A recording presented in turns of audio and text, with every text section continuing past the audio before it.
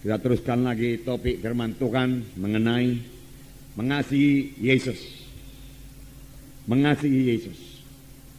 Kita melihat lagi ciri-ciri dari anak Tuhan yang mengasihi Yesus. Ada tanda-tanda dari anak-anak Tuhan yang mengasihi Yesus. Apalagi kalau dia mengasihi Yesus dengan segenap rohnya, dengan segenap jiwanya, dan dengan segenap kekuatannya. Dengan segenap jiwa, saudaraku, yaitu dengan segenap pikiran kita selalu mengingat Yesus. Dengan emosi kita rindu kepada Tuhan Yesus, saudaraku. Dan dengan kehendak kita memang kita suka mengasihi Tuhan Yesus. Inilah hukum yang terutama dan hukum yang terbesar. Firman Tuhan berkata, saudaraku. Kali ini kita lihat satu ciri lagi, saudaraku, yaitu jika kita mengasihi Tuhan Yesus, kita suka berkorban buat dia. Tidak ada yang berat untuk dikorbankan buat Tuhan Yesus, saudaraku. Sebenarnya, saudaraku, korban kita itu dibanding dengan kasih Tuhan tidak akan pernah sebanding. Tuhan telah memberikan kasih-Nya yang luar biasa kepada kita.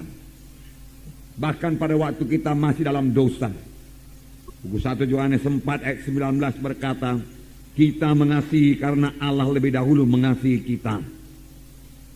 Kita patut mengasihi Tuhan karena Tuhan telah lebih dahulu mengasihi saudara, mengasihi saya. Dia mengasihi kita, saudaraku, dengan menggantikan kita dihukum supaya kita jangan dihukum. Dia dijadikan dosa supaya kita jadi kebenaran. Dialah substitusi kita, ganti kita. Itulah sebabnya kita diselamatkan oleh Tuhan Yesus. Dan sesudah selamat, Tuhan mengangkat semua kutuk dosa daripada kita dan memberikan kepada kita berkat Abraham. Sehingga kita berada sebagaimana kita ada sekarang. Saudaraku, kita patut mengasihi Tuhan kalau kita ingat dari mana kita dahulu diangkat oleh Tuhan. Dari kematian rohani. Firman Tuhan berkata, dahulu kamu mati oleh sebab segala kesalahan dan dosamu. Kita berjalan dalam kegelapan, tidak ada iman, tidak ada pengharapan, tidak ada hidup. Inilah yang paling parah, tidak ada hidup yang kekal. Tetapi Tuhan telah memberikan kepada kita hidup yang kekal dengan korban yang sangat besar, yaitu Allah memberikan anaknya sendiri, saudaraku. Karena Yesus, saudaraku, dosa kita diampuni, saudaraku, dan Tuhan memberikan lagi kepada kita Roh Kudus yang memimpin kita pada segala kebenaran, pada segala kebenaran. Sesudah itu Roh Kudus, saudaraku, terus memimpinkan kita hari lepas hari. Firman Tuhan berkata Roh Kudus memimpin kita pada segala kebenaran. Firman Tuhan berkata bahwasanya setelah kita dibentuk terus hari lepas hari menjadi bertambah, hari bertambah seperti Yesus. Kita harus berubah kalau kita mau mengikut Yesus. Kita harus berubah dalam pemikiran kita kalau kita mau mengikut Yesus dan sampai kepada panggilan Tuhan Yesus. Kita harus berubah dalam karakter kita, tingkah laku kita kalau kita mau, saudaraku, memuridkan orang lain, saudaraku. Karena memberi teladan adalah yang paling perlu dalam memuridkan orang lain. Kita tidak bisa memuridkan orang lain dengan mengajar saja, tidak. Orang lain melihat hidup kita yang berubah, pemikiran kita yang berubah. Orang lain harus melihat hidup kita yang suci, saudaraku.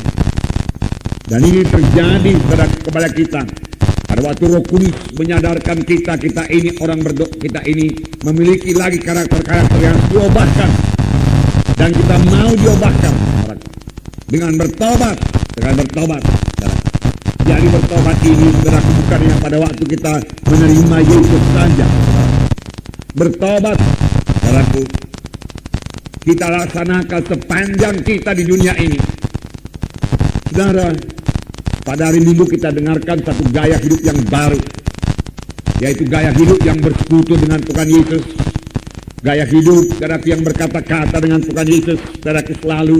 Gaya hidup berdoa, gaya hidup yang mengingat Yesus, saudaraku. Saudara, satu lagi, saudaraku, saya tambahkan kepada saudara, gaya hidup bertobat. Apa, saudaraku? Gaya hidup bertobat. Kapan Roh Kudus, saudaraku, menegurkan ada sesuatu dalam hati kita yang tidak turut dengan kehendak Tuhan, segera kita bertobat, kita tinggalkan.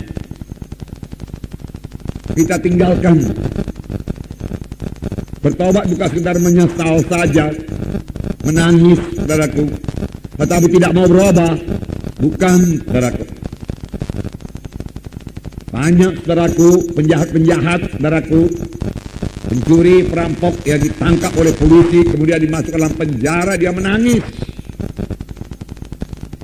Dia menyesal, bahkan dia menyesal. Tetapi dia sama sekali tidak mau meninggalkan, saudaraku, kejahatannya itu. Sesudah keluar dari penjara, dia kembali. Kalau ada kesempatan, dia kembali berbuat kejahatan. Saudaraku, yang diminta Tuhan daripada kita berubah. Berubah, itulah bertobat. Supaya kita, saudaraku, bisa dibentuk menjadi sama seperti Yesus. Tanpa kita mau berubah, saudaraku, tanpa kita mau bertobat sungguh-sungguh, saudara, dan tidak akan sampai kepada maksud Tuhan. Dan kita tidak bisa memuridkan, saudaraku. Karena memuridkan, saudaraku, perlu teladan. Karena saudara tentunya di kelompok sel itu memuridkan, saudara. Memuridkan itu saudara tidak cukup dengan mengajar saja. Tapi orang harus dapat membaca hidup saudara. Transparan. Kehidupan kita ini dilihat oleh kehidupan saudara sebagai pemimpin kelompok sel dilihat oleh anggota-anggota kelompok sel. Bahwasanya saudara sudah berubah, mengasihi Yesus, mengasihi dia, yaitu anggota-anggota kelompok sel saudara. Menyatakan dalam pelayanan saudara kepada dia, perkunjungan saudara kalau dia tidak datang, saudaraku. Di situ dia melihat saudara kedewasaan saudara, kasih saudara. Dan dia mau berubah menjadi seperti saudara. Dan kelak kalau dia sudah berubah, dia akan memberikan orang lain lagi. Demikian pemberitaan berjalan terus. Dari satu generasi rohani kepada generasi yang lain, saudara. Nah, jadi gaya hidup bertobat. Gaya hidup bertobat. Yang meninggalkan segala kebencian Tuhan. Yang meninggalkan semua yang tidak berkenan kepada Tuhan. Yang meninggalkan semua tabiat-tabiat lama. Yang tegurkan Tuhan kepada kita tinggalkan. Kita mau karena hati mengaku kekurangan kita, saudaraku. Kalau kita masih merasa diri kita benar, saudaraku, kita belum bisa bertobat. Kalau kita merasa diri kita lebih baik daripada yang lain, kita tidak bisa bertobat. Bertobatlah kamu sebab kerajaan surga sudah dekat. Di manakah Yohanes mengajar? Padang belantara, saudara baca. Dan orang-orang datang padang belantara untuk mengaku dosa dan bertobat dan dibaptis sungai Jordan. Saudara, dan ketika orang Farisi dan Saduki datang kepadanya, saudaraku, Yohanes Pembaptis berkata, keluarkanlah buah-buah yang berpadan dengan pertobatan. Karena orang Farisi ini orang yang sangat beragama. Dia mengatakan dirinya itu mematuhi hukum Taurat. Tetapi buahnya tidak ada. Buah pertobatan tidak kelihatan. Namanya saja, saudaraku, beragama. Saudara, agama Kristen tidak menyelamatkan, saudaraku. Gereja, saudaraku, tidak menyelamatkan. Yang menyelamatkan yaitu Tuhan Yesus. Amin, saudara. Siapa yang memiliki Yesus, saudaraku, percaya kepada Tuhan Yesus, dia akan diselamatkan. Dia beroleh hidup yang kekal.